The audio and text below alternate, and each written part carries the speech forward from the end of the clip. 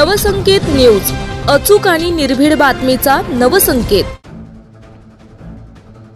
प्रतिभानगर येथील बंद घरफोडी प्रकरणाचा छडा, 2 वर्षापूर्वीची चोरी उघडकीस। प्रतिभानगर येथील बंद घरफोडी प्रकरणाचा छडा लावत स्थानिक गुन्हे अन्वेषण शाखेने 2 वर्षापूर्वी घडलेल्या चोरीचा गुन्हा उघडकीस आणलाय। या प्रकरणात मुख्य आरोपी अभिजित विकास कांबळे वय वर्ष 27 राहणार माधवनगर कणेरीवाडी याला अटक करण्यात आली असून त्याच्या घरातून चोरीस गेलेला माल हस्तगत करण्यात आलाय। दिनांक 6 एप्रिल 2022 रोजी दिलीप गोपाळराव कदम राहणार प्रतिभानगर कोल्हापूर हे त्यांच्या घराला कुलूप लावून बाहेरगावी गेले होते।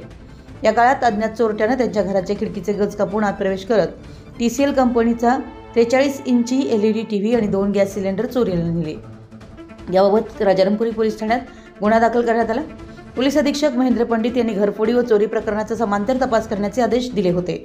स्थानिक गुन्हे अन्वेषण शाखेचे निरीक्षक रवींद्र कळमकर यांच्या नेतृत्वाखालील पथकाने तपास सुरू केला। पथकातील पोलीस अंमलदार वैभव पाटील यांना गोपनीय माहिती मिळाली की चोरीचा मुख्य आरोपी अभिजित कांबळे याने चोरीचा माल आपल्या घरात ठेवलाय। तपास पथकाने माधवनगर येथे सापळा रचून अभिजित कांबळे याला अटक केली। त्याच्या घराची झडती घेतली असता चोरीला गेलेला 43 इंची LED टीव्ही आणि 2 गॅस सिलेंडर एकूण किंमत 31,000 रुपये हस्तगत करण्यात आले।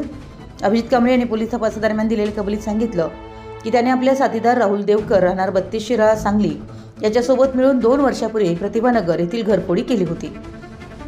आरोपीला जप्त मुद्देमालासह राजारामपुरी पोलीस ठाण्यात हजर करण्यात आला असून पुढील तपास सुरू आहे।